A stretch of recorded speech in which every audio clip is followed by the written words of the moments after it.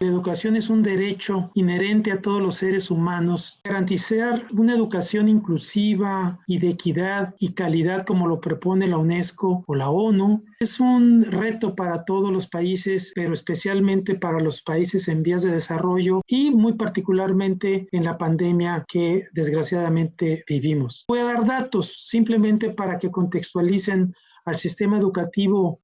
México es uno de los países con un buen número de habitantes, 130 millones alrededor de ellos, de las cuales la mitad es menor a 28 años, es decir, somos un país joven. Sin embargo, es un país muy desigual donde se concentra la riqueza en el 10% de la población y se concentra la pobreza en la gran parte de la población mexicana. Por lo pronto, teníamos 10 millones de personas en extrema pobreza y se calcula que a partir de la pandemia vamos a crecer al doble, probablemente entre 20 y 25 millones, lo cual va a agravar el problema que tenemos. También es un país muy disperso, México, cerca de 190,000 localidades, muchas de las cuales son rurales, casi todas, y dentro de ellas hay una cantidad importante de 3/4 partes que tienen menos de 100 habitantes, donde no hay servicios educativos. Por lo tanto, esto nos comienza a configurar el problema que nosotros tenemos. Otra circunstancia especial es que 12% de nuestra población es indígena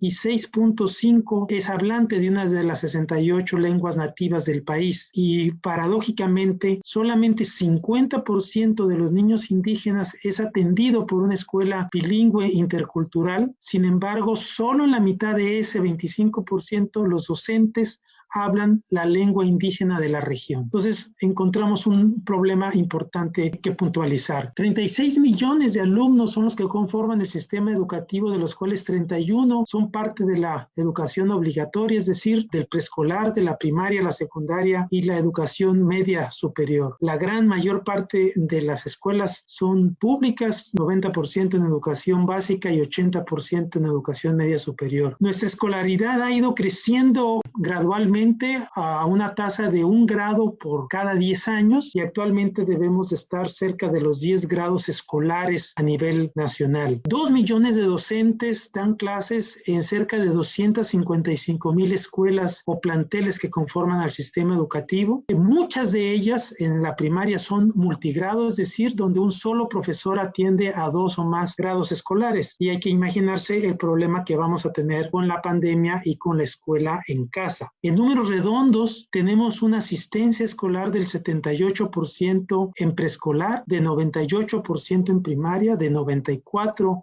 en secundaria y de 74% en educación media superior. Tenemos un problema importante en deserción y en abandono, que es cerca del 15% en educación media superior. Muchas escuelas no disponen de infraestructura adecuada como bibliotecas, canchas deportivas y laboratorios. Y hay una carencia importante de sanitarios y de medidas de salubridad en dichas escuelas. Los resultados educativos de México son muy desalentadores en términos de que hay una gran cantidad de estudiantes que no comprenden y no han adquirido las competencias básicas de la escritura y de la lectura, alrededor de 1/3 parte prácticamente en todos los niveles educativos y de 2/3 partes en materia de matemáticas. Entonces, esto en condiciones normales. Ahora en condiciones especiales como el COVID, pues vienen a agravar las condiciones. Yo diría, en coincidencia con el doctor Tamés, que este documento que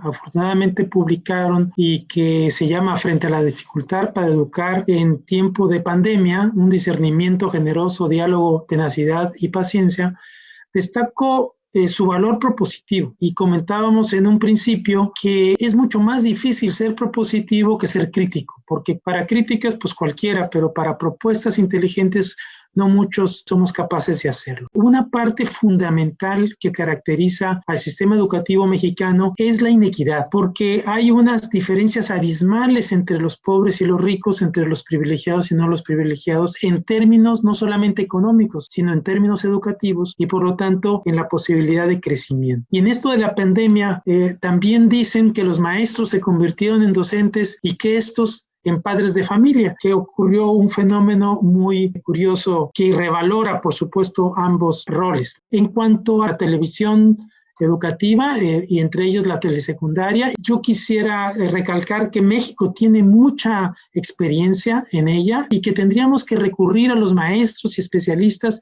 que tienen años trabajando en ello para no inventar el agua tibia y para no convertir esta modalidad en que se da la educación a través de un medio y que el estudiante solamente se convierte en un receptor. Hay que tomar en cuenta también que no todas las poblaciones tienen acceso inclusive a la televisión ni al servicio eléctrico. Entonces ahí hay un tema en donde habrá que tener programas educativos especiales para apoyar a que esas poblaciones tengan acceso a ellos, porque si no, no va a haber forma de que ellos tengan ni siquiera la posibilidad de la educación a distancia. Por lo tanto, creo que la radio es un medio que no hay que olvidarse y que habrá que ser muy creativos para utilizarlo de la mejor manera posible. También creo que en estos momentos la colaboración de los estudiantes, de los alumnos entre casas, pero también de los padres y de los hermanos va a ser muy importante. Lo que se llama aprendizaje colaborativo y la coevaluación va a ser un tema que hay que destacar. Por otro lado,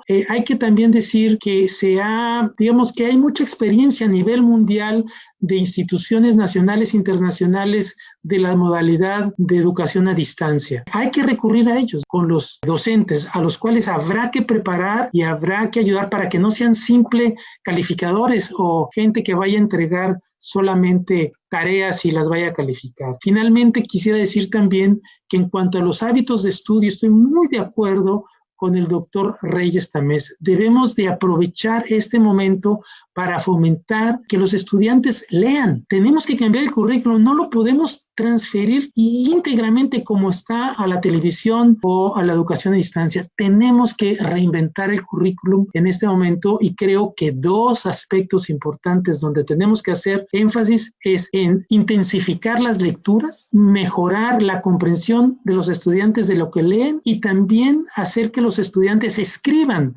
síntesis o opiniones sobre lo que leyeron. Si ganáramos en comprensión lectora y en expresión escrita, daríamos un brinco gigantesco que no lo hemos hecho en la educación normal. México tiene que saber superar el reto educativo que nos impone la pandemia y para ello debemos de ser creativos, propositivos y solidarios, como ya se mencionó, pero también rigurosos y nos debemos de apoyar en la ciencia. De ahí debemos de partir. Toda la sociedad en su conjunto debe de ser parte de la solución. Docentes, padres de familia, especialistas, autoridades educativas y todo aquel que esté interesado en mejorar el sistema educativo. También es momento de reflexionar si debemos actualizar el currículum que tenemos, centrándonos en los aprendizajes básicos a profundidad. Debemos de repensar el tipo de competencias que hoy se enseñan en las normales. Debemos de ver que esto que ahora nos está sucediendo se puede repetir y que por lo tanto nos vemos obligados a anticipar el futuro y debemos, entre otros aspectos, ver que todos los docentes mexicanos manejen perfectamente los medios digitales con propósitos pedagógicos, entre otras competencias.